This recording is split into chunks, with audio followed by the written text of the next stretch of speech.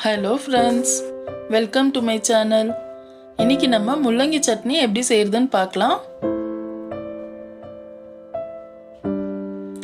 இன்னைக்கு நான் 5 முள்ளங்கி எடுத்துக்கிறேன். இப்படி தோல் நீக்கி வச்சிருக்கிறேன். இது 350 கிராம். இப்படி சின்னதா நம்ம கட் பண்ணி ஜார்ல சேர்த்துக்கலாம். இதை நம்ம அரைச்சிக்கலாம். பாருங்க இப்படி அரைச்சி நம்ம இது தனியா வச்சுக்கலாம். இப்போ சட்னிக்கு தேவையான மசாலா பார்த்துக்கலாம். இப்போ நான் பேன்ல 2 ஸ்பூன் எண்ணெய் சேர்த்துக்கிறேன். இப்போ கட் பண்ணி வச்ச 2 வெங்காயம் சேர்த்துக்கலாம். இதை நல்லா வதக்கிக்கலாம்.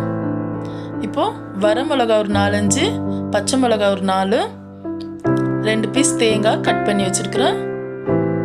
ஒரு 8-9 பீஸ் பூண்டு. இதை நம்ம சேர்த்து நல்லா மிக்ஸ் பண்ணிக்கலாம். இப்போ கருவேப்பிலை கொஞ்சம், கொத்தமல்லி கொஞ்சம். கருவேப்பிலை இன்னும் அதிகமாக வேணும்னா கூட சேர்த்துக்கலாம், நல்லா இருக்கும். தேங்காய் கூட நான் 2 பீஸ் சேர்த்துருக்குறேன். உங்களுக்கு தேவைன்னா இன்னும் கொஞ்சம் கூட சேர்த்துக்கலாம். இப்போ 2 தக்காளி இதெல்லாம் சேர்த்து நம்ம நல்லா வதக்கிக்கலாம். பாருங்கள் இவ்வளோ வதங்கினா போதும்.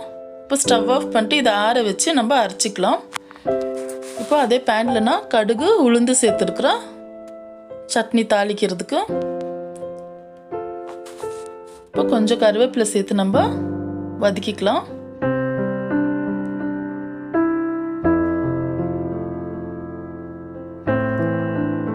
பாருங்க இப்போ நம்ம அரைச்சி வச்சா முள்ளங்கி சேர்த்து நம்ம நல்லா வதக்கி விடலாம்.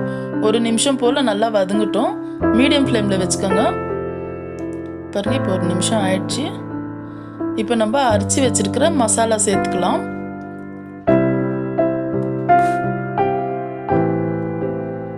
சேர்த்து நல்லா இன்னும் 1 நிமிஷம் போல் இதை நல்லா நம்ம மிக்ஸ் பண்ணி விட்டு வதக்கி விடலாம். இப்போ பாருங்கள் நம்மளுக்கு மசாலா வதங்கிச்சு. தேவையான அளவு உப்பு சேர்த்து நான் கொஞ்சோண்டு புளி ஊற வச்சிருக்கிறேன். அதை நம்ம கரைச்சி நம்ம பிழிஞ்சு எடுத்துக்கலாம். நல்லா மிக்ஸ் பண்ணி விடுங்க. இதில் உங்களுக்கு தண்ணி வேணும்னா, நல்லா கொஞ்சம் லிக்விடாக வேணும்னா இன்னும் 1 டம்ளர் தண்ணி கூட சேர்த்து நல்லா கொதிக்க விடலாம். நான் சட்னி மாதிரி எனக்கு கொஞ்சோண்டு தான் தேவை, அதனால கொஞ்சம் தண்ணி சேர்த்துருக்குறேன். உங்களுக்கு வேணும் இட்லி தோசைக்கெல்லாம் வேணும் லிக்விட் மாதிரினா இன்னும் கொஞ்சம் தண்ணி சேர்த்து கொதிக்க விடலாம், நல்லாயிருக்கும்.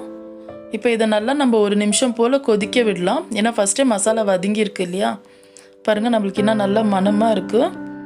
இப்போ நம்ம முள்ளங்கி சட்னி ரெடி ஆயிடுச்சு. ஸ்டவ் ஆஃப் பண்ணி சர்வ் பண்ணிக்கலாம். முள்ளங்கி நம்ம சாப்பிட்றதுனால நம்ம உடம்புக்கு ரொம்ப நல்லது. நம்ம கொழும்புல சேர்த்து கொடுத்தோம்னா சிலர் சாப்பிட மாட்டாங்க. அதனால சட்னி ட்ரை பண்ணுங்க, ரொம்ப நல்லா இருக்கும், சுவையாக இருக்கும். நம்ம இட்லி தோசை சாதத்துக்கு கூட ரொம்ப நல்லா டேஸ்ட்டாக இருக்கும். நம்ம கேவுர்களி கூட சாப்பிடலாம், ரொம்ப நல்லா இருக்கும். ஸோ கண்டிப்பாக ட்ரை பண்ணுங்க சட்னி.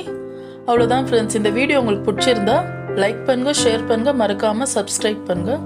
தேங்க்யூ.